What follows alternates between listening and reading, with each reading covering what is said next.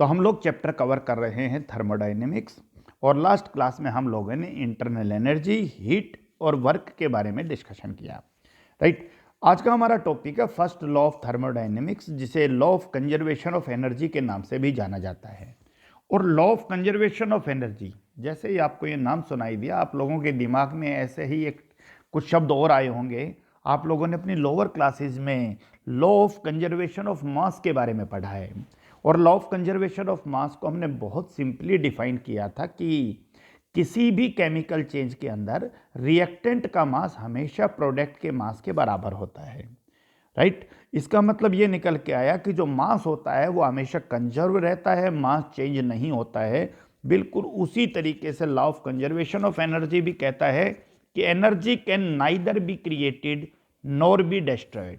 Energy ना कभी create होती है ना कभी डिस्ट्रॉय होती है, ये हमेशा एक फॉर्म से दूसरे फॉर्म के अंदर बदलती रहती है। जैसे आप लोग हीटर के अंदर कोई चीज़ गर्म करते हो तो इलेक्ट्रिकल एनर्जी जो है वो आपकी हीट एनर्जी के अंदर कन्वर्ट हो रही है। इसका मतलब सीधा सा ये निकला कि एनर्जी का एक फॉर्म दूसरे फॉर्म के अंदर बदल रहा है। आप लोग इलेक्ट्रिक बल्ब यूज करते हो तो वहाँ पर जो इलेक्ट्रिकल एनर्जी है वो बल्ब को थोड़ा गर्म भी कर देती है, हीट एनर्जी के अंदर कन्वर्ट हो रही है। रोशनी फैला रही है तो वो लाइट एनर्जी के अंदर कन्वर्ट हो रही है। तो एनर्जी जो है वो हमेशा एक फॉर्म से दूसरे फॉर्म के अंदर कन्वर्ट होती है, वो कभी भी जो है वो प्रोड्यूस नहीं होती, वो कभी आप डिस्ट्रॉय नहीं कर सकते हो उसको। ये आप लोगों के लिए पहला बेसिक पॉइंट था। तो हम कह सकते हैं कि जो टोटल एनर्जी है यूनिवर्स की वो कंजर्व रहती है। क्यों रहती है भाई? वो चेंज नहीं होगी, क्योंकि एनर्जी कभी प्रोड्यूस नहीं हो सकती। जब एनर्जी प्रोड्यूस ही नहीं होगी तो आप लोगों को ध्यान रखना है कि यूनिवर्स की एनर्जी कभी बढ़ेगी भी नहीं, कभी घटेगी भी नहीं। तो हम लोग फर्स्ट लॉ ऑफ थर्मोडायनेमिक्स को बिल्कुल ये कह सकते हैं कि total energy of the universe जो है वो कंजर्व है, वो चेंज नहीं होगी। राइट। अब बात आता है कि अगर हम इसके जस्टिफिकेशन की बात करें तो इसका कोई भी थ्योरेटिकल प्रूफ नहीं है। इस लॉ का कोई भी थ्योरेटिकल प्रूफ नहीं है, लेकिन इस लॉ को कभी भी ह्यूमन एक्सपीरियंस के अंदर वॉयलेट होते हुए नहीं देखा गया। यानी ऐसा कोई भी एग्जाम्पल अभी तक सामने नहीं आया जहां पर ये लॉ जो है ये एनर्जी के कंजर्वेशन को राइट कहीं भी बदलता हुआ दिखाए कि law of conservation of energy जो है वो ओबे नहीं हो रहा हो। ऐसा कोई भी एग्जाम्पल अभी सामने ह्यूमन एक्टिविटी से नहीं आया। जैसे एक छोटा सा एग्जाम्पल है कि अगर मान लीजिए हम कोई मशीन बनाते हैं और वो मैकेनिकल वर्क करती है, और वो मैकेनिकल वर्क कर रही है डेफिनेटली, तो उसके अंदर कुछ ना कुछ फ्यूल खर्च हो रहा है और फिर एनर्जी प्रोड्यूस हो रही है। राइट। ऐसा कोई भी एग्जाम्पल आप लोगों के सामने नहीं है कि बिना किसी चीज के खर्च हुए कोई दूसरी चीज प्रोड्यूस हो जाए। यानी बिना किसी एक तरह के एनर्जी के कंज्यूम हुए कोई दूसरी तरह की एनर्जी प्रोड्यूस हो जाए, ऐसा कोई भी एग्जाम्पल नहीं है। दूसरा, बहुत कॉमन एग्जाम्पल्स को लेकर जब स्टडी किया गया तो इस लॉ की वैलिडिटी और ज़्यादा अच्छी तरीके से पाई गई। जैसे कि एक किसी भी काम को करने के लिए राइट एक मान लीजिए किलोजूल हीट की जरूरत पड़ी, तो उसी तरह के काम को जब बार बार किया गया तो वही सेम अमाउंट जो हीट है राइट उसी सेम अमाउंट ऑफ हीट की जरूरत पड़ी। राइट। तीसरा, मान लीजिए एक कॉमन एग्जांपल है कि H2O जो है उसको डिकम्पोज किया गया, और किसके अंदर? हाइड्रोजन गैस और ऑक्सीजन गैस के अंदर। राइट। तो इस प्रोसेस के दौरान जो हीट इस्तेमाल हुई वो आपकी 286.4 किलो जूल यूज हुई। राइट। इसी तरीके से जब हाइड्रोजन गैस को कंबाइन किया गया ऑक्सीजन गैस के साथ, यहां भी ऑक्सीजन लिखना है, ऑक्सीजन गैस के साथ, और फिर वाटर प्रोड्यूस किया गया राइट, तो जो हीट रिलीज हुई वो भी आपकी 286.4 किलो जूल ही थी।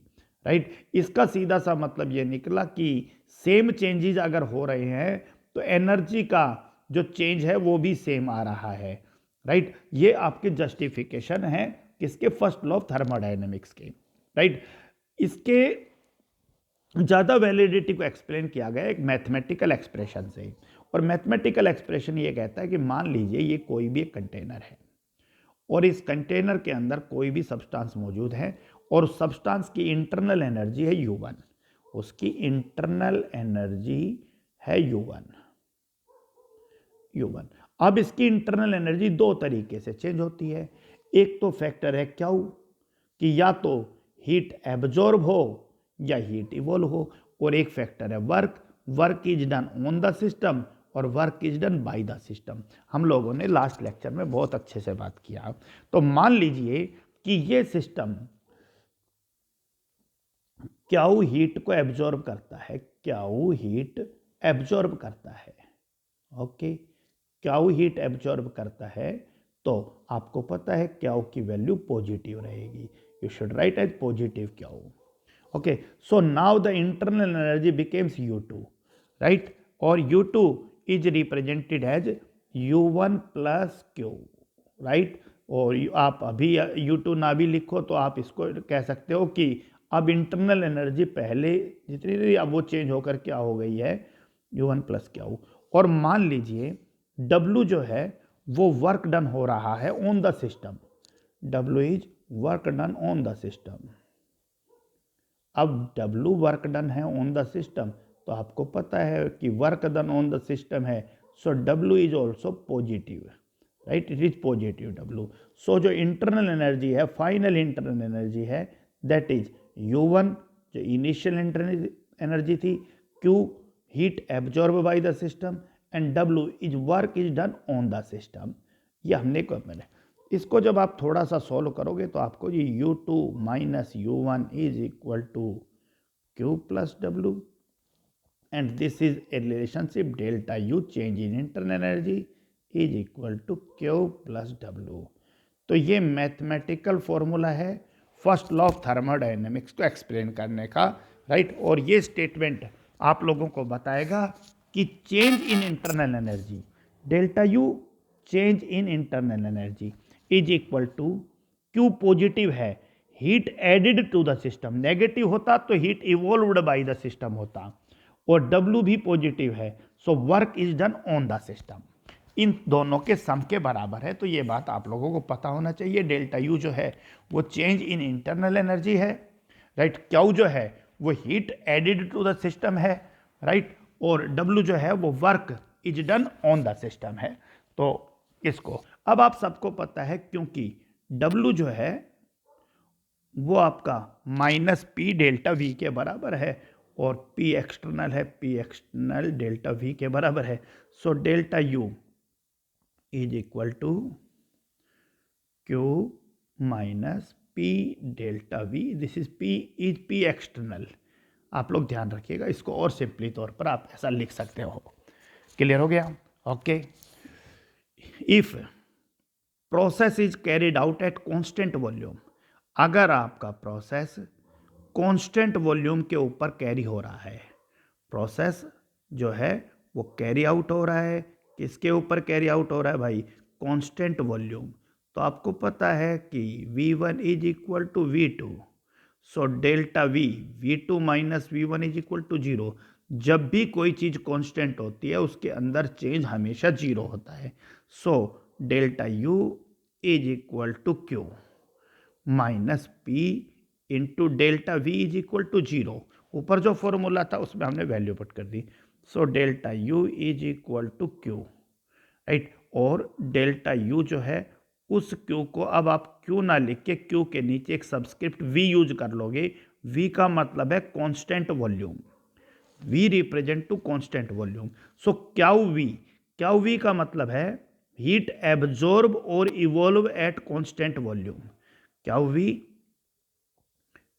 हीट एब्जॉर्ब और इवॉल्व, राइट। और V का मतलब क्या है? Constant volume is equal to change in internal energy. बहुत काम आएगा ये डेरिवेशन, ध्यान रखना, change in internal energy. So delta U is equal to QV का मतलब क्या निकल के आया? निकल के आया भाई कि हीट एब्जॉर्ब और evolve at constant volume is equal to change in internal energy. आपको पता होना चाहिए। दूसरी तरफ अगर यही प्रोसेस बेटा आइसोथर्मल चेंजेज है, ध्यान रखना ये भी बड़ा इंपॉर्टेंट पॉइंट है, आपको न्यूमेरिकल्स में बड़ी मदद करेगा। आज हम बहुत सारे न्यूमेरिकल्स को कवर करेंगे।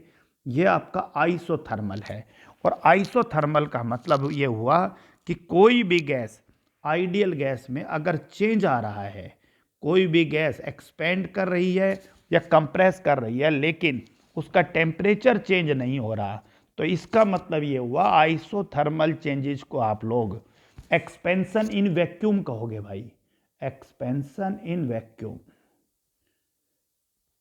राइट। और ऐसे केस के अंदर जो चेंज इन इंटरनल एनर्जी है वो हमेशा जीरो होगी, क्योंकि आप सबको पता आइसोथर्मल कांस्टेंट टेम्परेचर के ऊपर हो रहा है, यानी टेम्परेचर जो है वो पूरी प्रोसेस का चेंज नहीं हो रहा। तो आप लोगों को ध्यान रखना है। अब आप सबको पता है भाई कि W जो है वो किसके बराबर है। अभी हम लोगों ने कहा कि डेल्टा U जो है वो आपका किसके बराबर है, Q प्लस W के बराबर है, राइट। और आप सबने पढ़ा कि यहाँ पर डेल्टा U जो है वो आपका जीरो है, राइट।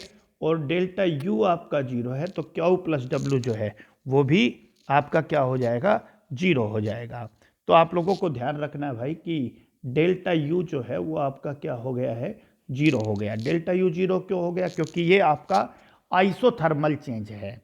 तो जब भी कहीं भी कोई आइसोथर्मल चेंज हो तो आप लोगों को ध्यान रखना है कि डेल्टा U की वैल्यू आप लोगों को हमेशा जीरो पुट करनी है। So delta U is equal to zero for all isothermal process, whether it is reversible और वेदर इट इज इरिवर्सेबल। सो ये भी आप लोगों के लिए एक बहुत इंपॉर्टेंट पॉइंट है, आइसोथर्मल। तो हम लोग एक बार दोबारा से छोटे छोटे फॉर्मूलाज पे बात कर लेते हैं, क्योंकि हम लोगों को अब न्यूमेरिकल्स को सॉल्व करना है। हम लोगों को कल की डेरिवेशन से कुछ छोटे छोटे रिजल्ट मिले थे। W is equal to minus P delta V and P is P external. ये जो फॉर्मूला है ये आपको इरिवर्सेबल चेंज के लिए रिप्रेजेंट करना है। दूसरी तरफ W is equal to minus NRT, right, LN, ठीक है, final volume upon initial volume. आप इस फॉर्मूला को इस्तेमाल कर सकते हो, राइट। ये फॉर्मूला आपके रिवर्सेबल चेंज को रिप्रेजेंट करता है। और जब आप ln को लॉग में बदलोगे सो -2.303 NRT log VF upon VI, that is also reversible change. और रिवर्सेबल चेंज आप वॉल्यूम की जगह आप लोग प्रेशर भी यूज कर सकते थे। आप लोग बॉयल्स लॉ इस्तेमाल करके NRT log, right, that is initial pressure upon final pressure, क्योंकि आप सबको पता है VI PI is equal to VF PF, क्योंकि हम लोग बहुत अच्छे से पढ़ के आए थे V1 P1 is equal to V2 P2। ये आपका बॉयल्स लॉ था, ये भी आपको पता होना चाहिए। आप सबको ये भी पता होना चाहिए आज के छोटे छोटे न्यूमेरिकल्स करने के लिए कि W की वैल्यू पॉजिटिव का मतलब क्या है, work is done on the system. W की वैल्यू नेगेटिव, वर्क की value negative, work is done by the system, आपको पता होना चाहिए, राइट। नोट कर लीजिए सारी चीजें, ये नोट होंगे तो ही आगे के न्यूमेरिकल सॉल्व होंगे, राइट। इसी तरीके से Q की value positive, heat absorb by the system, Q की value negative, heat evolve bye the system, right. आपको पता होना चाहिए सिस्टम हीट एब्जॉर्ब करेगा या सिस्टम हीट को इवोल्व करेगा, तो पॉजिटिव और नेगेटिव साइन आपको पता होना चाहिए। अभी हमने बात की कि आइसोथर्मल अगर कोई भी चेंज है तो आइसोथर्मल चेंज के लिए डेल्टा U की वैल्यू आप लोग क्या यूज करोगे, जीरो यूज करोगे, right. First law of thermodynamics आप लोगों को कह रहा है delta U is equal to Q plus W and delta U is equal to Q minus P delta V, right. और अगर आपको चेंज, ये तो आपका इरिवर्सेबल चेंज के लिए आपको पता है W की जगह माइनस P डेल्टा V, और अगर रिवर्सेबल हो तो W की जगह आप लोगों को ऊपर वाले फॉर्मूला से -2.303 NRT log VF minus VI से W निकालना है। यह आप लोगों को ध्यान रखना है। तो चलिए अब छोटे छोटे क्वेश्चंस को सॉल्व करने की कोशिश करते हैं। मैं जब बोलता जाऊंगा तो आप लोग क्वेश्चन को अच्छे से अपनी नोटबुक में नोट करते जाइए, क्योंकि मैं क्वेश्चन यहाँ नहीं लिखूंगा, मैं सिर्फ क्वेश्चन को के स्टेटमेंट को क्लियरली बोलूंगा और उसको सॉल्व करता जाऊंगा, उसका कंक्लूजन क्या निकला, फिर मैं पीडीएफ भेज दूंगा आपके पास। मेरे पास एक क्वेश्चन है कि no heat is absorbed by the system from the surrounding. कोई हीट एब्जॉर्ब नहीं हुई है सिस्टम के द्वारा from the surrounding. No heat is absorb by the system from the surrounding. So I write here Q is equal to 0. No heat is absorbed by the system from the surrounding. But work W is done on the system.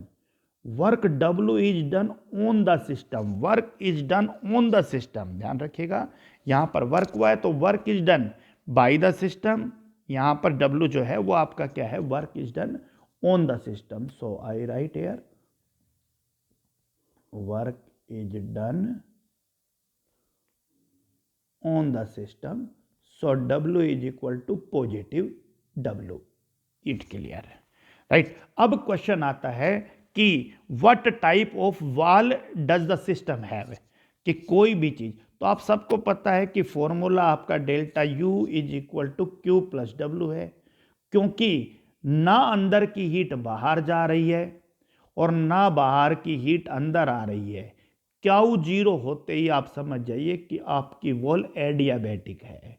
आप लोगों ने basic lecture के अंदर पढ़ा था कि अगर system ना तो हीट को एंटर होने दे ना ही हीट को बाहर जाना अलाउ करे, तो आपका सिस्टम आपका एडियाबैटिक कहलाता है, राइट।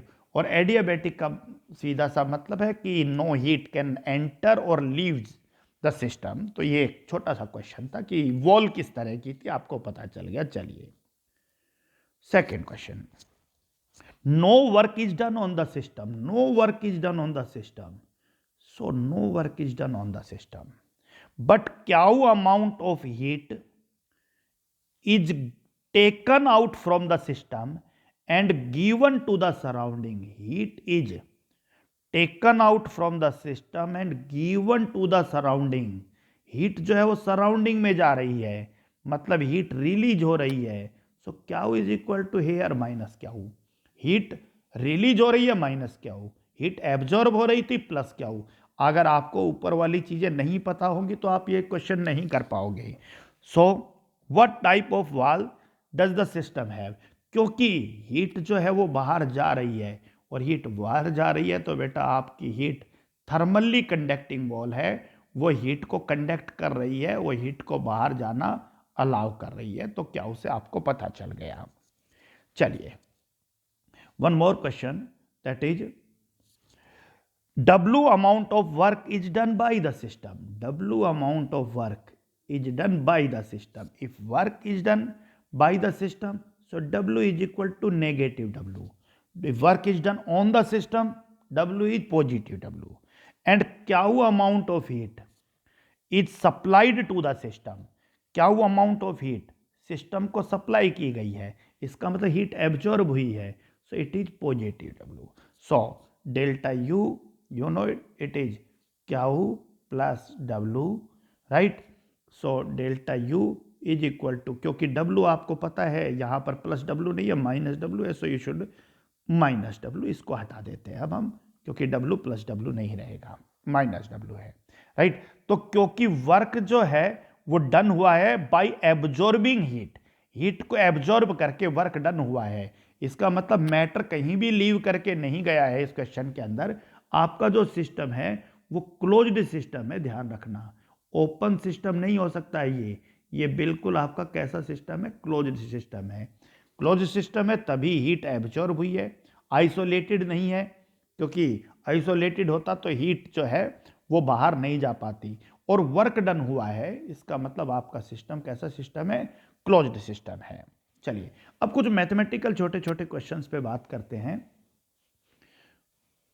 कि calculate the internal energy change. आपको इस क्वेश्चन के लिए इंटरनल एनर्जी चेंज निकालना है। So I write here internal energy change. A system absorb 428 joule of heat. A system absorb 428 joule of heat, absorb मतलब plus 428 joule of heat, right, and does work equivalent to 286 joule on its surrounding, and does work equivalent to 286 joule on its surrounding, यानी work done कर रहा है system, work is done by the system. So W is equal to minus, आपको पता होना चाहिए, work is done on the system W positive, work is done by the system W negative, and it is minus 286 joule. So change in internal energy का formula delta U is equal to Q plus W होता है। Q की value यहाँ पर 428 है, W की value यहाँ पर माइनस 286 है, और जो भी आपका सॉल्यूशन आएगा वो आपका पॉजिटिव के अंदर आएगा, आप सबको पता है, और यहाँ वैल्यू आप लोग पुट कर दोगे। This is the part for you, solve कर लीजिएगा। चलिए आगे बात करते हैं। A system 62 joule of work is done on the system, 62 joule of work is done on the system, work is done on the system, W is taken as positive, 62 joule of work is done on the system, and 128 joule of heat is transferred to the surrounding, 128 joule of heat is transferred to the surrounding, the heat evolve by the system, so it is minus heat evolve transfer to the surrounding, it is 128 joule.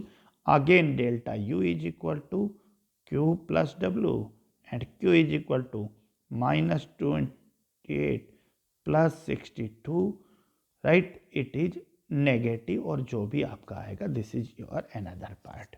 तो बहुत simply आप इस question को solve कर सकते हो। Clear हो गया? चलिए और देखिए, a system gives out 30 joule of heat, a system gives out, system release कर रहा है, बाहर निकाल रहा है हीट, और हीट इवॉल्व हो रहा है, इसका मतलब minus 30 joule, and does work off, और सिस्टम वर्क कर रहा है, work is done by the system, so W is equal to again 90, sorry negative, and does work 75 joule, right, work is done. A system gives out heat, system heat को gives out कर रहा है negative, right, system work कर रहा है, इसका मतलब work is done by the system, negative है, so again delta U is equal to Q plus W, Q minus 30, W minus 75, सो बहुत simply minus 105 joule, it is change in internal energy, right. Okay, और देखिए बेटा, during a process a system absorb 710 joule of heat, during a process a system absorb, absorb का मतलब plus 710 joule of heat, the point is clear? Okay, the change in internal energy, the change in internal energy delta U is equal to 460 joule. So what is the work done? So W is equal to, you know, delta U is equal to Q plus W, and the question is what is the work done by the system, what is the work done by the system, जो भी आएगा work is done by the system, तो आपको पता है उसकी value आपके लिए नेगेटिव आएगी। सो डेल्टा U 460, Q 710 प्लस में W, और आपको पता था वो नेगेटिव ही आएगी, तो जो भी वैल्यू आएगी वो आप लोग सॉल्व कर लीजिएगा। This is another part for you. Okay, चलिए भाई, अभी क्वेश्चन का लेवल थोड़ा सा और इम्प्रूव करते हैं। क्वेश्चन ये कह रहा है भाई कि एक आइडियल गैस है, एक आइडियल गैस, और उसका वॉल्यूम जो है वो 2 लीटर है, 2 litre of an ideal gas at a pressure of 10 atmospheric, और वो जो गैस है at a pressure of 10 atmospheric, 10 atmospheric pressure के ऊपर, right, expand isothermally into a vacuum, यानी गैस के अंदर का प्रेशर जो है वो ज़्यादा है। बाहर तो वैक्यूम है, राइट, बाहर प्रेशर नहीं है, बाहर वैक्यूम है, ध्यान रखना। और ये गैस आपकी एक्सपेंड कर रही है, राइट। जैसे इस गैस को आप लोगों ने वैक्यूम के अंदर रखा, right, expand in vacuum. Question को अच्छे से समझ लो। एक आइडियल गैस थी 2 लीटर, उसका प्रेशर जो था जिस कंटेनर में थी वो 10 एटमॉस्फेरिक था, जिस भी चीज़ के अंदर थी, ठीक है। और उसके ऊपर फ्रिक्शनलेस वेटलेस पिस्टन लगाया गया था, कोई दिक्कत नहीं है। 2 लीटर एक्सपेंड तो तभी करेगी जब वो उसको एक्सपेंड करने का स्पेस मिलेगा, इसलिए मैंने उसको बोला है कि फ्रिक्शनलेस और वेटलेस पिस्टन है, राइट। और वो गैस एक्सपेंड करके तब तक एक्सपेंड करती है जब तक कि उसका वॉल्यूम 10 लीटर नहीं हो जाता। दोबारा से सुन लीजिए, 2 litre of an ideal gas at a pressure of 10 atmospheric. एक आइडियल गैस है 2 लीटर, 10 एटमॉस्फेरिक प्रेशर है उसका, एक्सपेंड कर रही है किसके अंदर, वैक्यूम के अंदर। तो और बेहतर रहेगा कि ये जो 10 एटमॉस्फेरिक है ये भी मैं इसी गैस के नीचे मेंशन कर देता हूँ कि ये गैस आपकी 10 एटमॉस्फेरिक प्रेशर के ऊपर थी, राइट। इस गैस को जैसे वैक्यूम में लेके गया ये गैस एक्सपेंड करेगी, क्योंकि आप सबको पता है कि यहाँ पर इंटरनल प्रेशर जो है वो ज़्यादा है किससे, पी एक्सटर्नल से। और जब इंटरनल प्रेशर किसी भी गैस का ज़्यादा होता है तो गैस एक्सपेंड करती है, ये भी हम पीछे के टॉपिक्स में पढ़ के आए हैं। और जब एक्सटर्नल प्रेशर ज़्यादा हो तो गैस कंप्रेस करती है, आपको पता होना चाहिए। Okay, so 2 litre of an ideal gas at a pressure of 10 atmospheric expand isothermally. जैसे ही बात आइसोथर्मली की आई आप लोगों को पता चल गया कि यहाँ डेल्टा यू 0 है, राइट। तो first question is how much heat is absorbed and how much work is done in this expansion. How much heat is absorbed? So क्या is equal to question mark। आपको पता है heat is absorbed है तो positive आएगा। and how much work is done on the expansion। तो अगर expand कर रही है तो भाई work is done by the system है, और बाई द सिस्टम है तो W की वैल्यू नेगेटिव आएगी, ये आप लोगों को पता है भाई। क्लियर हो गया, ये भी ध्यान रखना है। So the point is delta U is equal to Q plus W. क्योंकि पूरा प्रोसेस आइसोथर्मली हो रहा है तो डेल्टा यू 0 है तो Q plus W. So you should also write as W, अगर आप इधर ले आइए या एक को इधर ले आइए तो Q is equal to minus W, आप लिख सकते हो Q is equal to minus W, right. और आप सबको पता है कि W जो है वो माइनस पी डेल्टा वी के बराबर है, ये भी आपके लिए क्लियर है। So Q is equal to, right, minus W minus और minus P delta V. So you should write as Q is equal to plus P delta V. Clear हो गया, क्योंकि ये जो P है ये आप सबको पता है P एक्सटर्नल है, और P एक्सटर्नल यहाँ पर 0 है। क्यों है 0 भाई, क्योंकि वैक्यूम के अंदर हो रहा है।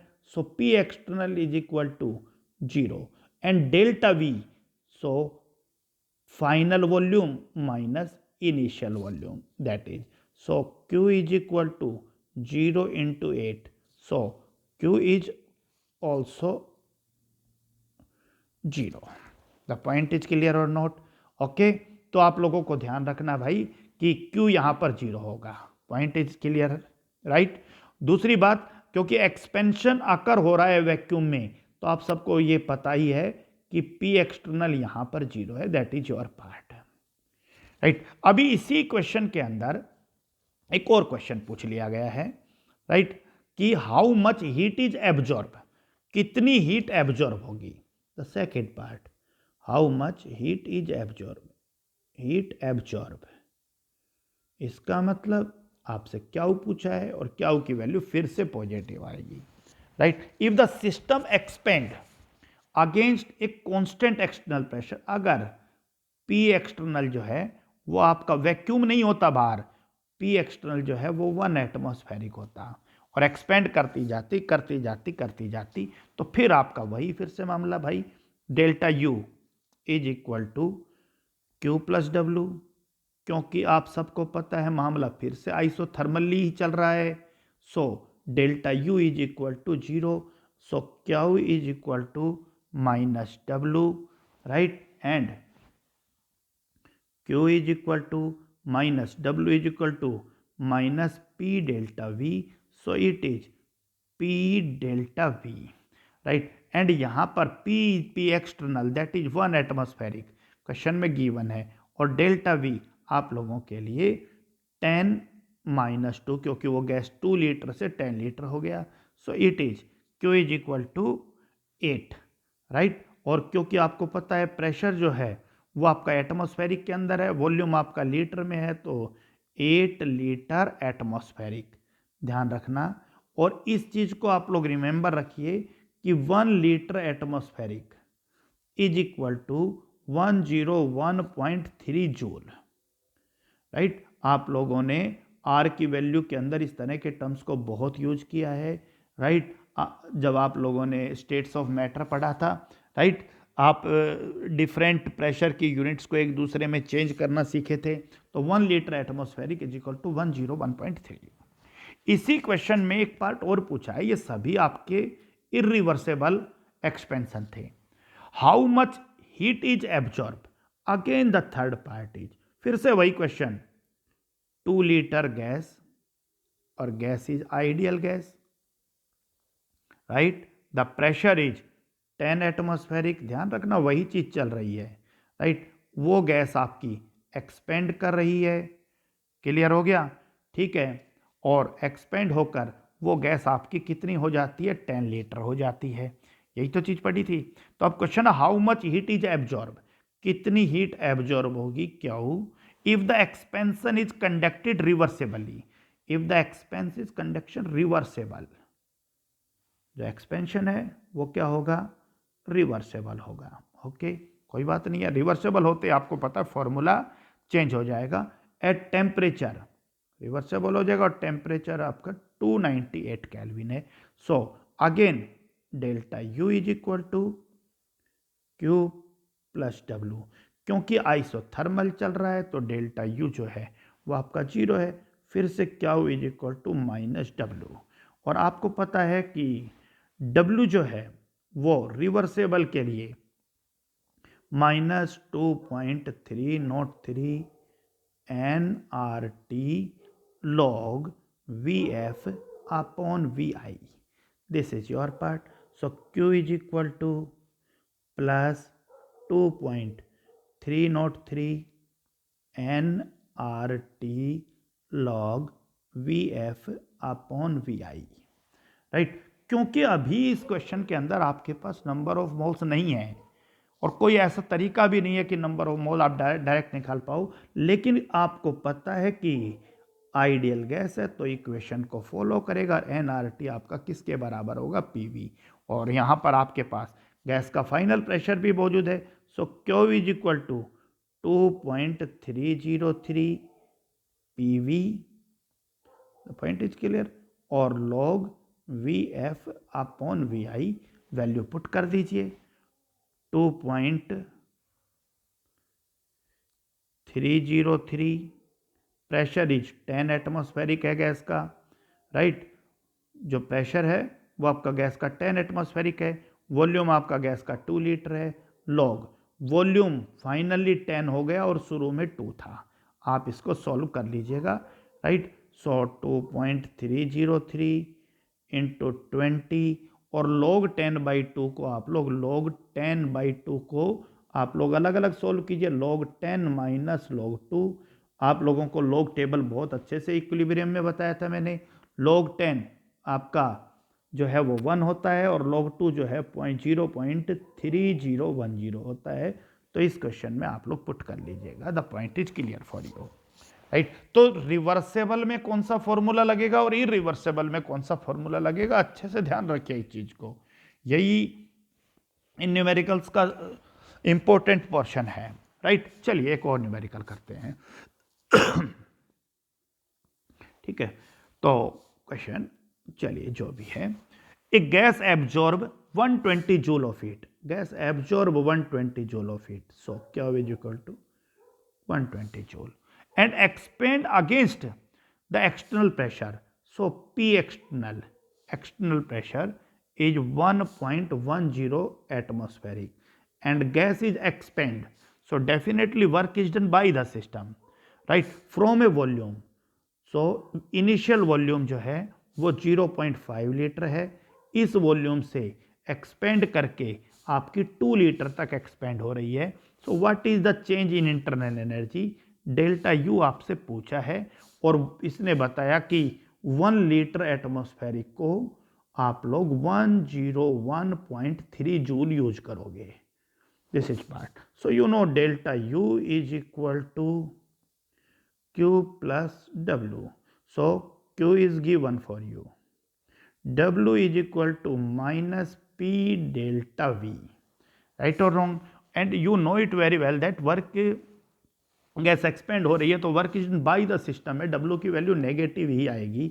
P आपके पास मौजूद है 1.10 atmospheric. Delta V final volume minus initial volume 2 litre minus 0.5. Solve कर लीजिएगा, ये आपके लिए क्वेश्चन है, इससे आगे मदद नहीं करूंगा मैं आपकी. चलिए आगे देखते हैं. Next question, calculate delta U, Q and W when 2 mole of an ideal gas, this time 2 mole ideal gas, 2 mole ideal gas, right, are compressed. इस गैस को क्या किया गया, कंप्रेस. और जब गैस को कंप्रेस किया तो work is done on the system हुआ है, राइट. और कंप्रेस भी किया गया है भाई आइसोथर्मली, क्वेश्चन में लिखा है आइसोथर्मली, और आइसोथर्मली होते ही मैंने लिख दिया है delta U is equal to 0.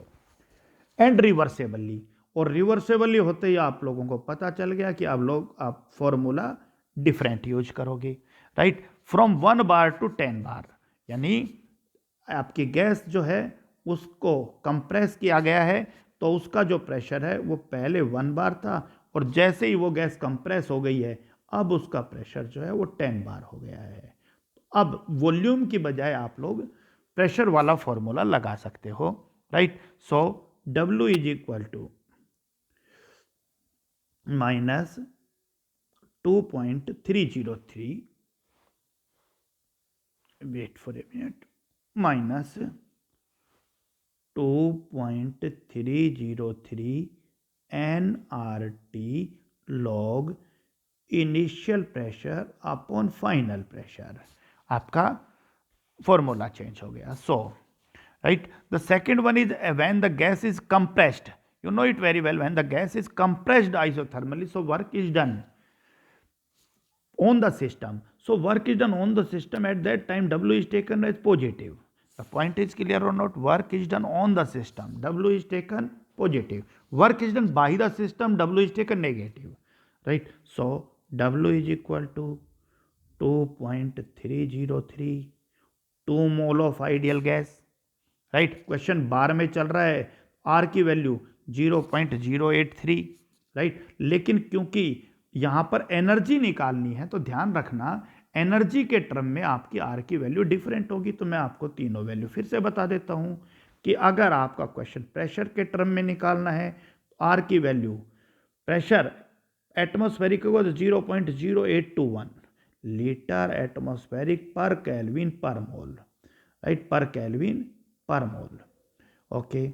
और अगर बार के अंदर है तो 0.083 लीटर बार पर केल्विन पर मोल. But when the question is in terms of energy, right, so it is the value of R 8.314 joule पर केल्विन पर मोल, ये आपको ध्यान रखना है.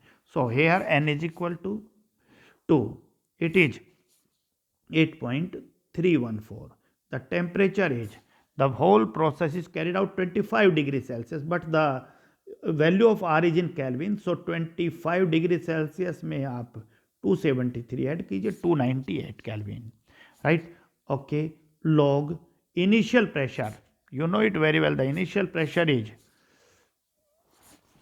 The gas is compressed from 1 bar to 10 bar, right. So आप लोगों को ध्यान रखना है कि इनिशियल प्रेशर को डिवाइड करना है किससे, फाइनल प्रेशर से डिवाइड करना है, क्योंकि आप लोग फॉर्मूला से बहुत अच्छे परिचित हो कि आप लोग शुरू में वहाँ फाइनल वॉल्यूम अपॉन इनिशियल कर रहे थे, तो यहाँ initial volume upon final volume use करोगे। तो यहाँ इस क्वेश्चन के अंदर आपका लोग इनिशियल प्रेशर आपका कितना है 1 और कंप्रेस होकर फाइनल आपका कितना हो गया है 10 हो गया है। आप इस क्वेश्चन को सॉल्व कर लीजिएगा, राइट, जो भी डाटा आपके पास गिवन है। चलिए भाई आगे बात करते हैं।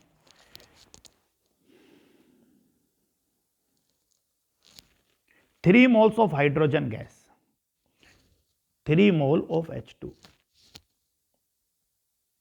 3 mole of hydrogen gas are compressed, 3 mole hydrogen gas, और उस गैस को क्या किया गया, कंप्रेस्ड किया गया, आइसोथर्मली कंप्रेस किया गया, मतलब डेल्टा यू आपके लिए 0 हो गया। रिवर्सेबली कंप्रेस किया गया, इसका मतलब फॉर्मूला का आइडिया आपको मिल गया। और किससे कंप्रेस किया गया भाई, 6 लीटर था और कंप्रेस करके वो गैस 20 लीटर आपका हो गया है, राइट। ये कह रहा कि work is done, W is equal to 8.50 kilo joule, work is done on the system. So W is equal to positive, work is done on the system, W is equal to positive. And now kilo joule को आप लोग joule में बदल दीजिए, joule में बदलने के लिए 1000 से मल्टीप्लाई कर दीजिए, right, that is joule, right. The question is assuming ideal gas behavior, calculate the temperature at which the following process takes place. So you know it very well, the W is equal to nRT, or it is 2.303 nRT log final volume upon initial volume. The point is clear or not? So the work is 8.50 into 10 raised to power 3, 2.303, the 3 mole of hydrogen, the value of R 8.314, temperature जो है वो आपको निकालना है, लोग final volume यहाँ पर इस क्वेश्चन के अंदर क्या है आपका, ठीक है। आप लोग ध्यान रखिएगा कि गैस जो है रिवर्सेबल हुआ है from 60 litre to 20 litre, right. आपकी गैस को कंप्रेस किया गया है, कंप्रेस किया गया है किससे, 60 लीटर से 20 लीटर तक कंप्रेस किया गया है। अब इस क्वेश्चन में आप ध्यान रखना, क्योंकि ये पूरा प्रोसेस रिवर्सेबल प्रोसेस है, तो आप लोग जब भी किसी टर्म को डिवाइड करो तो हमेशा जो फाइनल और इनिशियल है वो आप लोग किस तरह से किसी क्वेश्चन के अंदर आप लोग पॉइंट आउट कर पाओगे, वो आपको ध्यान रखना है कि यहाँ पर आपकी गैस का जो फाइनल प्रेशर वो आपको 60 लीटर और जो आपका इनिशियल है,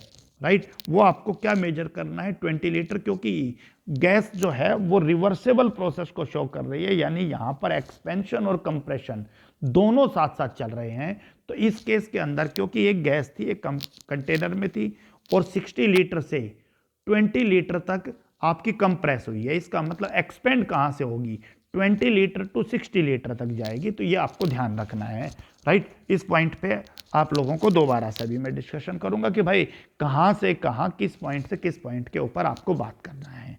पॉइंट इज क्लियर और नॉट, ठीक है। और इसका आइडिया आपको वैसे भी मिल जाएगा कि भाई ऊपर कौन सा रखना था। ये देखिए यहाँ कंफ्यूज मत होना कि ये क्या कर दिया मैंने, इसको मैं समझा रहा हूँ, क्योंकि आपको पता था कि वर्क की वैल्यू पॉजिटिव आएगी, वर्क की वैल्यू पॉजिटिव आएगी, तो ये तो सब पॉजिटिव ही चल रहा है, इसका मतलब यही कुछ गड़बड़ हो गया तो ही डिसाइड होगा ना।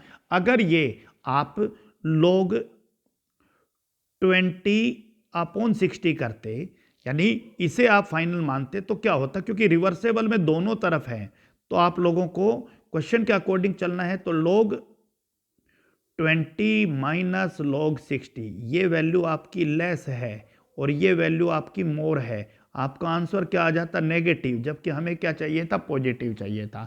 सो आपका क्वेश्चन जो है वो log 60/20, और ये फिर हमें पिछले क्वेश्चन में भी ध्यान रखना है, वहाँ भी फिर हमने थोड़ा सा करेक्ट करना पड़ेगा, क्योंकि वो भी रिवर्सेबल एक्सपेंशन था, तो डेफिनेटली उसको भी आपको 10/1 करना पड़ेगा, राइट। क्योंकि फिर से समझिए, क्योंकि work is done on the system है, W जो है वो आपका पॉजिटिव आएगा, लेकिन अगर आपने log 1/10 कर दिया है तो आप सबको पता है log 1 माइनस log 10, log 1 0 होता है और log 10 आपका 1 होता है, तो ये पर आपका माइनस हो जाएगा सब कुछ। इसका मतलब ये हुआ कि सेंस ऑफ द क्वेश्चन के साथ, क्योंकि रिवर्सेबल प्रोसेस में कोई भी इनिशियल हो सकता है, कोई भी फाइनल हो सकता है, आप लोगों को साइन कन्वेंशन को ध्यान में रखते हुए ही वैल्यू पुट करनी है। तो मेरे ख्याल से पॉइंट क्लियर हो गया होगा। वर्क पॉजिटिव बनाना था तो किसको इनिशियल मानोगे, किसको फाइनल मानोगे, ये आपके लिए पॉइंट क्लियर हो जाना चाहिए, राइट। चलिए भाई, एक और छोटा सा क्वेश्चन है कि एक गैस एक्सपेंड आइसोथर्मली, एक गैस है और वो गैस एक्सपेंड कर रही है आइसोथर्मली। तो गैस के बारे में और कोई डाटा गिवन नहीं है, गैस है, एक्सपेंड कर रही है, यानी work is done by the system हो रहा है। एक्सपेंशन जो है बेटा वो आइसोथर्मली हो रहा है। ओके, आइसोथर्मली होते ही आपको पता चल गया डेल्टा यू 0 है। क्लियर हो गया। सो और 10 decimetre cube two 20 decimetre cube, gas जो थी वो 10 डेसीमीटर क्यूब था और 1 डेसीमीटर क्यूब 1 लीटर के बराबर है, सो 10 लीटर। और वो गैस एक्सपेंड करके कहाँ चली गई, 20 डेसीमीटर क्यूब चली गई, और 20 डेसीमीटर क्यूब चली गई, तो इसका मतलब 20 लीटर तक चला गया है। वर्क ऑब्टेंड, यहाँ पर वर्क जो ऑब्टेंड हुआ है, क्योंकि गैस एक्सपेंड हो रही है, work is done by the system हो रहा है, और work is done by the system है, तो आपकी W की वैल्यू -4.620 किलो जूल। आप लोगों को इस क्वेश्चन में निकालना क्या है, आपको इस क्वेश्चन में नंबर ऑफ मोल्स निकालना है। तो फिर से क्वेश्चन को ध्यान से देख लीजिए। क्वेश्चन में क्या हुआ कि किस तरीके से 10 लीटर की एक गैस थी जो आइसोथर्मली एक्सपेंड हुई और 20 लीटर तक एक्सपेंड होगी। वर्क आपको दे रखा है, तो again you should put the question कि W is equal to, right, that is minus, क्योंकि आप सबको पता है यहां पर आपका नेगेटिव चलेगा। क्यों चलेगा भाई नेगेटिव, क्योंकि work is done by the system है। -2.3 NRT लॉग, और फिर से आप सबको पता है कि क्योंकि माइनस है तो यहां पर आंसर आपका पॉजिटिव आना चाहिए। तो पॉजिटिव तभी आएगा जब आप लार्ज टर्म ऊपर रखोगे, 10/20/10। सो ये आपका 20/10, यही आपका VF है और ये आपका लिए क्या है, VI है। क्योंकि ये पॉजिटिव होगा तभी ये आपका नेगेटिव चलेगा, राइट। सो W यहाँ पर -4.620, सो -2.303, N निकालना है, R 8.314, temperature is given for the question is 27 degree Celsius, the question in 27, so 300 kelvin, और log 20/10 सोल्व कर लीजिएगा। log 20/10 को कैसे सोल्व करोगे भाई, नेगेटिव से तो नेगेटिव कैंसिल ही हो गया। इसे आप लिखोगे log 2/1, सो log 2 माइनस log 1, और 1 को तो लिखने की जरूरत भी नहीं है। So log 2 is 0.3010। आप इस क्वेश्चन को सॉल्व कर सकते हो। Let's check one more question, that is 4 mole of an ideal gas. इस बार एक आइडियल गैस है और उस गैस का 4 मोल है। तो अभी एक ही तरह के क्वेश्चन चल रहे हैं। 4 मोल आइडियल गैस, ठीक है, एट 2.5 एटमॉस्फेरिक, प्रेशर जो है उस गैस का वो 2.5 एटमॉस्फेरिक का गैस का प्रेशर है, इंटरनल प्रेशर है, ठीक है, at 27 degree Celsius. So temperature is given is 27 degree Celsius, so should right 300 kelvin. Are compressed, उस गैस को क्या किया गया है, कंप्रेस किया गया है भाई, ठीक है। कंप्रेस भी किया गया है, किस टर्म में कंप्रेस किया गया है, आइसोथर्मली कंप्रेस किया है। तो आइसोथर्मली कंप्रेस किया है तो डेल्टा यू का वैल्यू क्या है, 0 है। बाई एन एक्सटर्नल प्रेशर, और किस प्रेशर के ऊपर, जब एक्सटर्नल प्रेशर क्या अप्लाई किया गया, 3 एटमॉस्फेरिक अप्लाई किया गया और कंप्रेस किया गया हाफ ऑफ इट्स वॉल्यूम। उसका जो वॉल्यूम है वो हाफ हो जाएगा, हाफ वॉल्यूम। तो पहली बात तो आप सबको ये पता होना चाहिए कि यहाँ वॉल्यूम कितना है। तो आप लोग फॉर्मूला लगाइए, PV is equal to NRT। The point is clear और not. So V is equal to NRT/P, right. So n is given, ठीक है, n is given, so n is 4 mole, right. अब आप सब ध्यान रखिएगा कि R की वैल्यू क्या यूज करोगे। R की वैल्यू आपके प्रेशर के टर्म में चलेगी। इस बार प्रेशर एटमॉस्फेरिक में है तो R की वैल्यू 0.082, टेम्परेचर 300 एंड प्रेशर 2.5। सो यहाँ आपके पास जो वॉल्यूम आएगा वो जो भी आएगा उस वॉल्यूम का हाफ आपको यहाँ पता चल जाएगा, वो उसका वॉल्यूम होगा। सो आपके पास इनिशियल वॉल्यूम भी है और आपके पास फाइनल वॉल्यूम भी, V1 और V2। और क्योंकि ये आपका रिवर्सेबल रिएक्शन नहीं है तो आप लोग W का इस्तेमाल सीधा ही फॉर्मूला लगाओगे, -P external delta V। So you know it, -P external is 3 और डेल्टा V जो फाइनल वॉल्यूम है आपका that is V2 minus V1। V2 में V/2 लिख देता हूँ -V1। और आप सबको पता कम में से ज़्यादा घटाओगे तो ये वैल्यू नेगेटिव आएगी, ये वैल्यू नेगेटिव आएगी, तो ये आपका क्या होगा, पॉजिटिव आएगा। वही चीज़ हमें देखना था, कंप्रेशन है, right. Work is done on the system है, work is done on the system है, तो W आपका यहाँ क्या आना था, पॉजिटिव आना था। तो इस तरह के क्वेश्चंस को आप लोग करके देखिएगा। इन सब क्वेश्चंस का PDF मैं आप लोगों को ग्रुप में भेज दूंगा, राइट। और मैं कोशिश करूंगा कि आपके लेक्चर के नीचे भी इसका PDF का लिंक आप लोगों को प्रोवाइड करा दिया जाए। So that's all for today. बहुत अच्छे से इसके न्यूमेरिकल्स के ऊपर आप लोगों को होमवर्क करना है। थर्मोडायनेमिक्स न्यूमेरिकल्स के लिहाज से, कंपटीशन के लिहाज से एक बहुत इंपॉर्टेंट चैप्टर है। और पूरा थ्योरी को अच्छे से समझिए और थ्योरी को अच्छे से समझने के बाद इसके न्यूमेरिकल्स के ऊपर बहुत अच्छे से काम करना है, right. That's all for today.